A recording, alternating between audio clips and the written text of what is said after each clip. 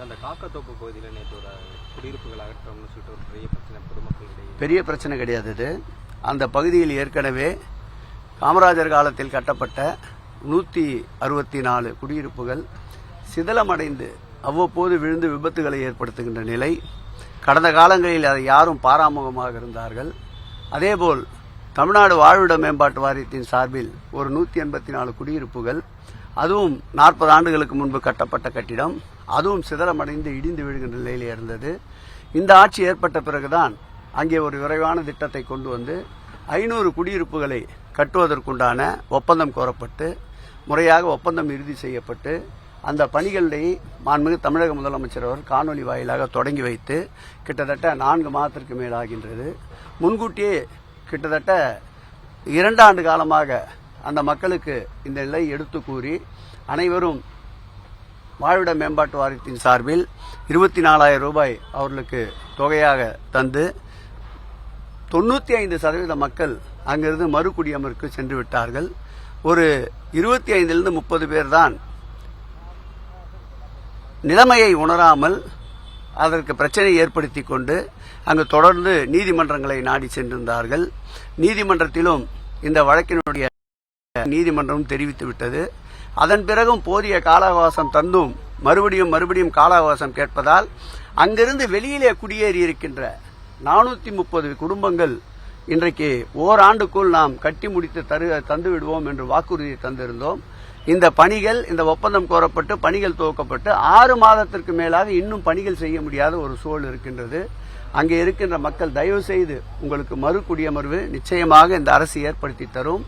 யாரையும் ஆதாரம் இல்லாமல் அவர்களுடைய வாழ்வாதாரத்திற்கு உரிய உத்தரவாதம் இல்லாமல் யாரையும் வெளியேற்றுகின்ற எண்ணம் இந்த அரசுக்கு இல்லை. குறிப்பாக மாண்புமிகு தமிழக முதல்வருக்கு இல்லவே இல்லை. ஆகவே நிலைமையை உணர்ந்து மற்றவர்களுடைய கஷ்டங்களையும் உணர்ந்து அவர்கள் விரைவாக அந்த இடத்திலிருந்து அவர்களாக மனமுவந்து அந்த இடத்தை காலி செய்து ஒப்படைத்தால் விரைவாக பணிகளை தொடங்கி அடுத்த ஆண்டு டிசம்பர் மாதத்திற்குள் புதிய குடியிருப்புகளில் அவர்கள் குடியேறுகின்ற ஒரு நல்ல சூழலை உருவாக்குவதற்கு அவர்கள் ஒத்துழைக்க வேண்டும் என்று ஊடகத்தின் வாயிலாக அவர்களை அன்போடு நன்றியோடு பணிவன்போடு அவர்களை வேண்டி விரும்பி கேட்டுக்கொள்கிறேன். வடசென்னை வளர்ச்சி திட்டத்தை பொறுத்தளவில் மாண்புமிகு தமிழக முதல்வருடைய நேரடி பார்வையில் மாண்புமிகு தமிழ்நாட்டுடைய துணை முதலமைச்சர் அவர்களுடைய பல கட்ட ஆய்வுகளுக்கு பிறகு ஏற்கனவே 14/3/2024 அன்று தங்கசாலையிலே 4000 கோடிக்கு அதிகமான திட்டப்பணிகளை துவக்குகின்ற பணியினை மாண்புமிகு தமிழக முதல்வர் துவக்கி வைத்திருந்தார்.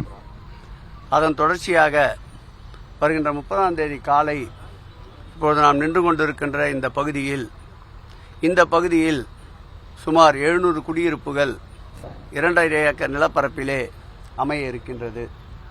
இந்த இடத்தில்தான் 10ஆம் தேதி காலை அந்த நிகழ்ச்சி நடைபெற இருக்கின்றது. தமிழ்நாடு வாழ்விட மேம்பாட்டு வாரியத்தின் சார்பில்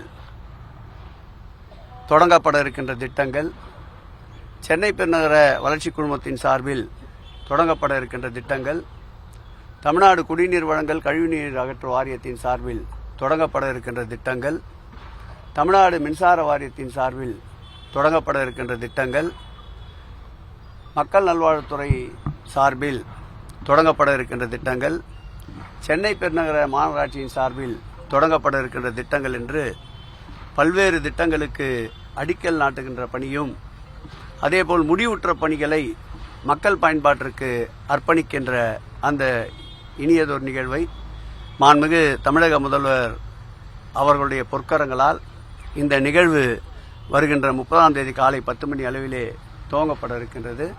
சுமார் 1000 கோடி ரூபாய் அளவிற்கு புதிதாக திட்டப்பணிகள் துவக்குகின்ற அந்த நிகழ்ச்சி இதில் இடம்பெறும் என்பதை மகிழ்ச்சியோடு தெரிவித்துக் கொள்கிறேன். வடசென்னையை பொறுத்தளவில் அனைத்து வகையிலேயும் இந்த மக்களுடைய வாழ்க்கை மேம்பாட்டிற்காக அந்த மக்களுக்கு தேவைப்படுகின்ற அடிப்படை வசதிகளையும் அந்த மக்களுக்கு தேவைப்படுகின்ற கட்டமைப்புகளையும் உருவாக்குகின்ற தொலைநோக்கு பார்வையோடு முதலமைச்சர் அவர்கள் 24/7 என்ற வகையிலே அனுதினமும் அணுநேரமும் அந்த வளர்ச்சி திட்ட பணிகளை குறித்தே அவருடைய முழு சிந்தனையும் சென்று கொண்டிருக்கின்றது. அந்த வகையில் அவர் இயக்குகின்ற அந்த திசை நோக்கி சென்னையிலே இருக்கின்ற அனைத்து துறை அதிகாரிகளையும் இந்த சம்பந்தப்பட்ட அனைத்து துறை அமைச்சர்களையும் ஒருங்கிணைந்து இந்த திட்டப்பணிகளை விரைவுபடுத்த மாண்புமிகு முதல்வர்கள் உத்தரவிட்டதன் பேரில் இந்த பணிகள் தொடர்ந்து தொய்வில்லாமல் நடந்து கொண்டிருக்கின்றன. உரிய அதிகாரிகளும் இதற்குண்டான முக்கியத்துவத்தை உணர்ந்து பெருமளவில் இதுவரையில் இல்லாத அளவிற்கு காலை மாலை மதியம் இரவு என்று பாராமல் எல்லா நேரத்திலும் இந்த பணிகளுடைய முன்னேற்றத்திற்கு பாடுபட்டுக் கொண்டிருக்கிறார்கள் என்பதை மகிழ்ச்சியோடு தெரிவித்துக் கொள்கிறேன். செய்திகளை உடனுக்குடனும் துல்லியமாகவும் தெரிந்து கொள்ள சப்ஸ்கிரைப் பண்ணுங்க.